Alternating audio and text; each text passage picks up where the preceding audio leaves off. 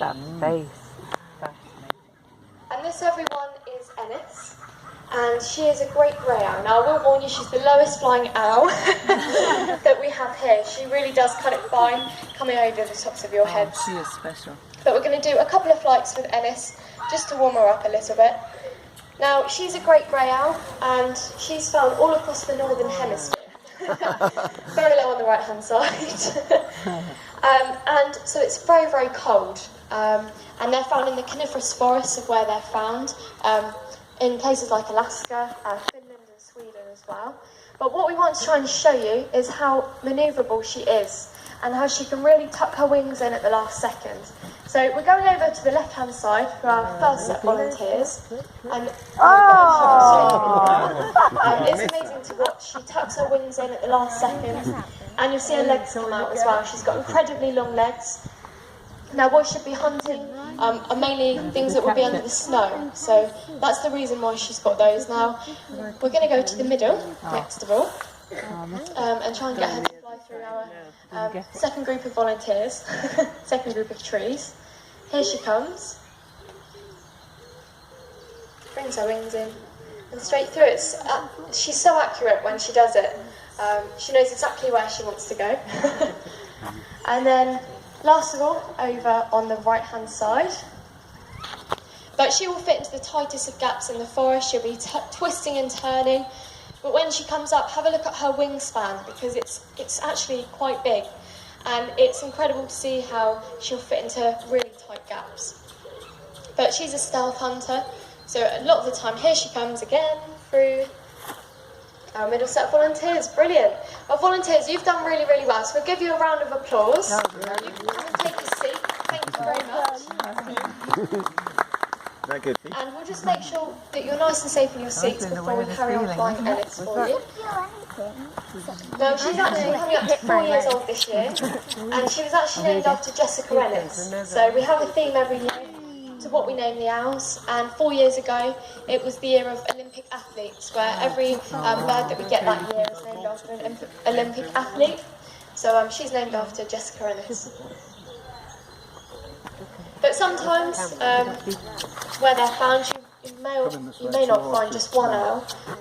You sometimes may find others, especially if there's a group found or a family of owls. So they sometimes, often, you'll get them in groups, and sometimes they'll travel really long distances as well to find food.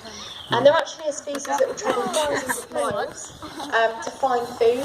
They're actually what we call a nomadic species, where they'll travel thousands of miles, and often owls won't do that all of the time. So, some of you have started to see that we've actually been joined by a second great grey owl who's joined us. He's over on the far right-hand side, so we've still got Ennis over on the left with James.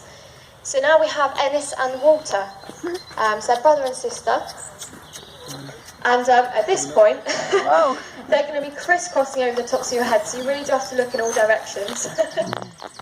Because sometimes you look in one way and there's an owl coming behind you, basically.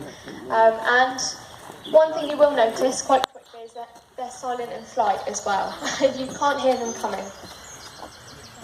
And the owls, they're so well designed.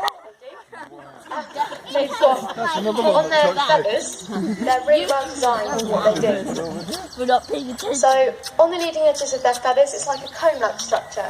So, all the air just passes through the feather rather than cutting through the air.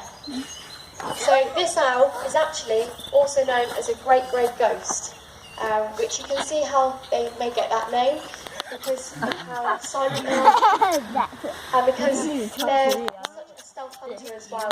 You wouldn't even know that they were coming, and a lot of the time the prey have no idea that they're coming at all. So this owl can actually hear a vole or a lemming under a foot of snow without being having to see it at all. Just by hearing alone, they will be able to hear a lemming or a vole under a foot of snow, which I think is incredible. So if you have a look at them now, so having a look at their faces, you'll see that they've got this very huge facial disc. And they've actually got the largest facial disc of any owl in the world. And it basically acts like a satellite dish, like what we have for our TV, and funnels all the sound to their ears, so they can pinpoint the sound.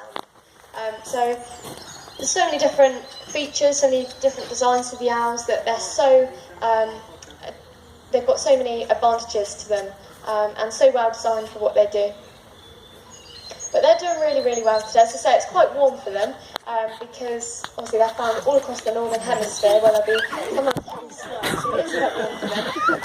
I think we're going to try and get them to head off for home very shortly. Now, they do live in separate aviaries down the bottom of the woods. You may have even seen them as you walked up to the woodland arena. They live side by side. So like most brothers and sisters, they fly together, but they don't, basically, they like their own space.